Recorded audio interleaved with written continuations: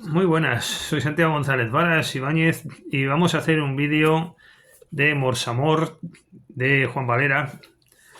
La verdad es que este autor nunca decepciona, está publicado en letra celeste y como estaba diciendo, Juan Valera es uno de los grandes, qué duda cabe, después de Cervantes y los del siglo de oro. Este autor de hoy, no voy a hablar demasiado de él, conozco bien su biografía. Hemos hecho otro vídeo de las desilusiones de Doctor Faustino y, y me remitiría también a ese otro vídeo, pero en efecto vamos a concentrarnos en esta obra, el Morsamor, Mors, de muerte, amor, ¿no? Es la vida o las vivencias de Fray Miguel de Zueros, o Fray Miguel. Empieza en el convento y esto es una mezcla entre Fausto, esta obra de hoy, Quijote, Fausto, una cosa ahí intermedia, muy de tradición clásica, en la línea de, bueno, de hecho está ambientado en esa época y es un aventurero, como vamos a ver, un hombre de la época. Y bueno, en definitiva, yendo por partes, este es una persona que siente un cierto vacío, decepción en la vida, ya en una edad avanzada. Ahí nos recuerda un poquito a Fausto, ¿verdad? Que es un tema muy de Juan Valera, por cierto, este gran cordobés universal de Cabra. Y bueno, el caso es que en esas circunstancias el hombre está apesadumbrado toda la vida, en 40 años, dice en otro lugar, en el convento, ahí encerrado. Y bueno, y se nos descubre también un poquito más adelante que entró sin vocación, más que nada por desdén hacia la vida y por ese tipo de reacciones a veces, ¿no? De no encontrar tu sitio y vas a un convento. Pero no era desde luego la solución de él. Y Fray Ambrosio conoce el alma de Fray Miguel y sabe lo que le pasa, esas penas que tiene en su alma y lo que le ocurre. Y en definitiva, también hay un pasaje muy sabroso al comienzo, a ver si lo encuentro y no paro, donde se viene a decir que, así, aquí está, la página 24 de esta edición: todo ser humano considerado exterior y someramente es indigno de memoria si no ha logrado, por virtud de sus hechos o de sus palabras, habladas o escritas, influir poderosamente en los sucesos de la época, haciendo ruido en el mundo. Es decir, no eres nadie, pasan como sombras, dice. Esta es la sensación que tiene Fray Miguel al comienzo, está pasando como una sombra por la vida, no ha hecho nada relevante, no ha influido en los sucesos de la época, no ha alcanzado la fama ni ha causado al menos un poquito de ruido. Se recogió ante el decepcionante mundo y él ambiciona aventuras, experiencias, amores, y eso pues no lo ha tenido. Entonces Fray Ambrosio, un hombre ingenioso, un sabio, un mago, lo conecta además con la tradición hermética. Eso siempre es un punto interesante de los autores, la conexión con esa sabiduría y con Hermes. Bueno, pues este hombre, Fray Ambrosio, tiene poderes especiales y le dice a Fray Miguel: no te preocupes, voy a darte la solución, vas a rejuvenecer, tómate esta poción mágica y con esto vas a tener lo que ambicionas, ¿no? Esa vida de otra manera, vas a vivir la vida realmente como es, la vida de la época en su pleno sentido, en una España, como sabemos todos, aventurera y que busca hazañas. Esto también lo describe muy bien en relación con Portugal, mezclado España-Portugal. De hecho, va a Lisboa, es el primer viaje que va a realizar, pero voy a ir contando por partes. Y entonces, bueno, Fray Ambrosio pues le dice eso, ¿no? Vale, conmigo no te preocupes, que vas a realizar esas vivencias, vas a tener una vida en condiciones como es propio y como tú quieres. Y Fray Miguel pues lo piensa un poco porque no deja de ser una situación un poco extraña. Le dice además que el alma tiene que estar en determinadas condiciones, se lo piensa un par de días, acepta, va a ver a Fray Ambrosio y ahí se produce el proceso mágico y le convierte a Fray Miguel en una persona más joven y ahí empieza la obra de aventuras. Pero tengo que decir una cosa: lo mejor de este libro, de Morsamor, como tantas veces ocurre, con el Fausto de Goethe también ocurre, es cuando se cuenta este tipo de planteamientos, es donde está la cosa interesante. El comienzo y el final es en este libro lo interesante. Después lo que está en el medio son aventuras, vamos a ver, no está mal, pero ocurre un poco como con el Fausto de Goethe, que a mí me resulta bastante pesado. Es decir, lo bonito es cuando acude el demonio y cuando Fausto expresa sus sensaciones, etcétera. Aquí es muy interesante el comienzo y el final, y también, oye, desde luego, lo intermedio, pero creo que sobre todo, como vamos a ver, lo bonito va a estar en ese comienzo y en ese final, pero yendo por partes. Aquí, en efecto, pues ya tenemos a un Fray Miguel, joven, seductor, acompañado por un escudero, Tiburcio. Esto va a tener miga al final. Y bueno, pues va a Lisboa. Ahí hay un tumulto de gentes, españoles y tal. Está el ambiente de las Indias, que van allí los portugueses buscando sobre todo satisfacer inquietudes, ¿no? Es lo que dice Juan Valera. Y este pues embarca, nuestro personaje, y empieza pues a disfrutar de, sí, de los amores y tal, pero sobre todo conquistas de lugares.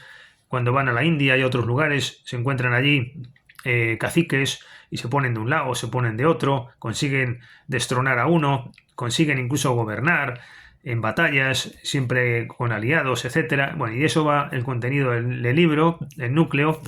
Quizás se hace un poquito pesado, quizás no sea una parte del todo bien lograda. En el Quijote también hay mucho de esto. Lo que pasa es que la diferencia es que yo creo que el único que ha conseguido hacer esto bien ha sido Cervantes. Es el único que veo que lo que es el meollo del libro, esos viajes de Don Quijote, esas aventuras, están al mismo nivel que lo que es la esencia de Don Quijote, ¿no? Que es la conversión del personaje como consecuencia de lecturas y tal y cual, que eso realmente es muy interesante. Quizás lo que más, ¿no? Es ingenio para realizar eso, esa trama. Pero, sin embargo, yo diría que Cervantes no aburre en el desarrollo del medio.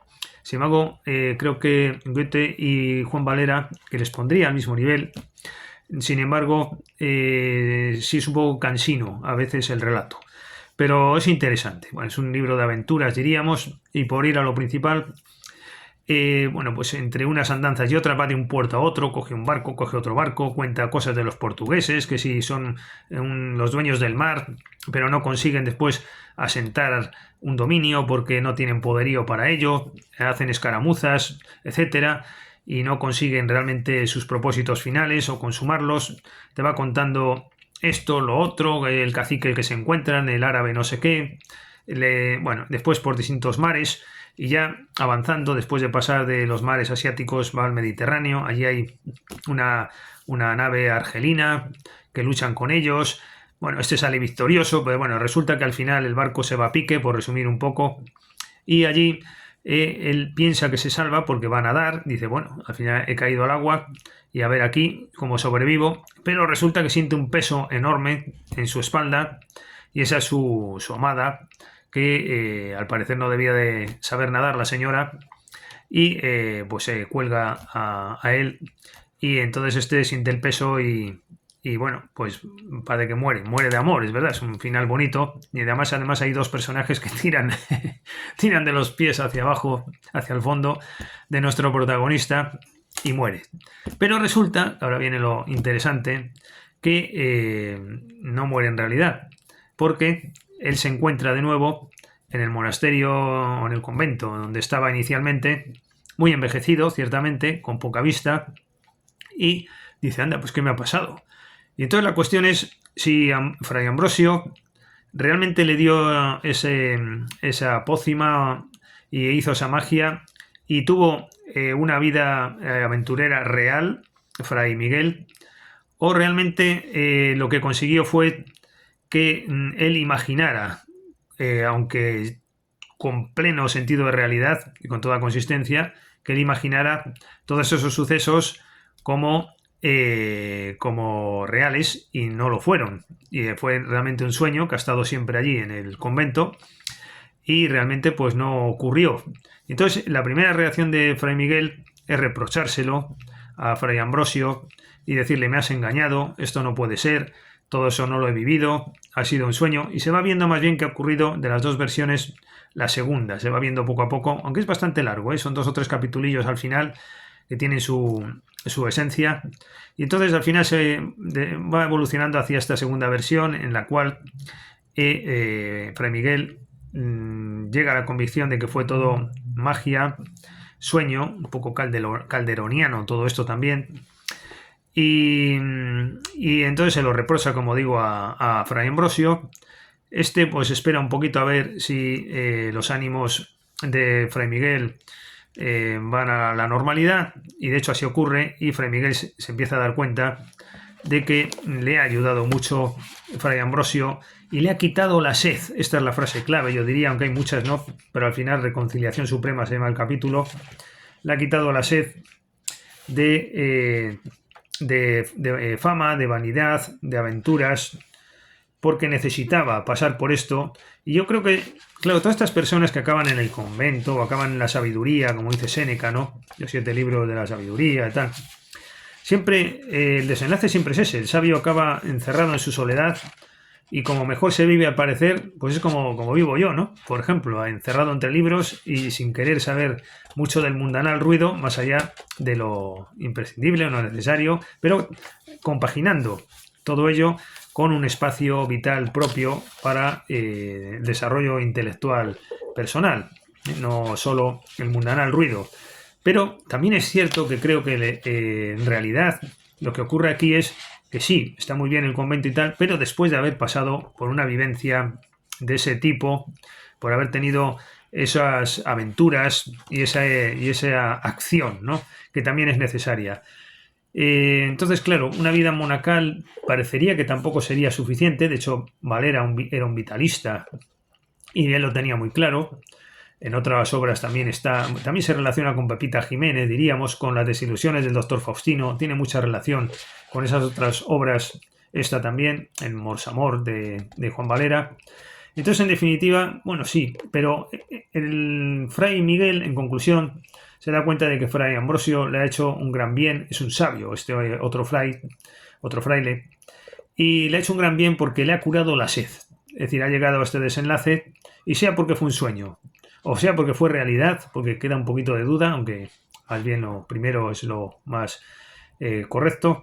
El caso es que esa sed se le ha quitado y ha podido ya, sin remordimiento de no haber tenido vida, y al mismo tiempo se le ha quitado, como digo, esa sed. Mi sed de poder y de gloria se aquietó, dice en la página 258, y sació con satisfacciones soñadas. Hoy, al reconocer que fueron sueño, reconozco también la vanidad de tales satisfacciones, aun cuando sean reales. Bueno, pues este es el tema del libro, tema bonito, interesante, sobre todo el comienzo y el final, ¿no? Como ocurre en esas otras obras que he mencionado. Y lo otro, bueno, es un libro de aventuras que también es muy interesante de ver cómo los españoles, los portugueses, cómo actuaban, qué sensaciones tenían, qué vivencias tenían y cómo iban a la India, cómo iban por los mares. Ormuz, ¿no? Que fue España también, por cierto. Ahora está ahí Estados Unidos haciendo sus guerrillas, ¿no? Pero eso fue España durante, no sé si 40 o 50 años. Bueno, pues todo ese mundillo de esa vida, la verdad es que yo como español tengo que confesar que me habría gustado vivir esa época también, ¿no?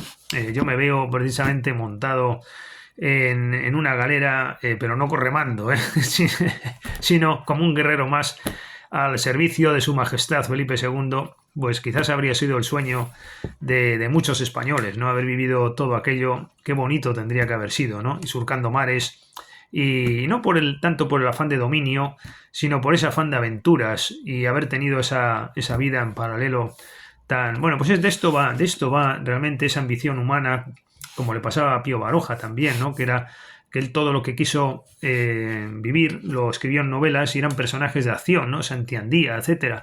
Sin embargo, él tuvo una vida pues pues muy acomodada y escribiendo. Si eres escritor, pues no puedes tener tanta acción. Sin embargo, es lo que te queda, ¿no? Lo que ambicionas, lo que no has hecho, y lo haces de modo novelado, lo haces con la pluma, hoy día con el ordenador y el teclado. Pero bueno, en definitiva esto, ¿no? Es interesante ver cómo... es que sigo hablando porque digo, seguro que se me van a ocurrir más cosas. Cuando corte el vídeo digo, hombre, no dije esto, no dije esta otra reflexión.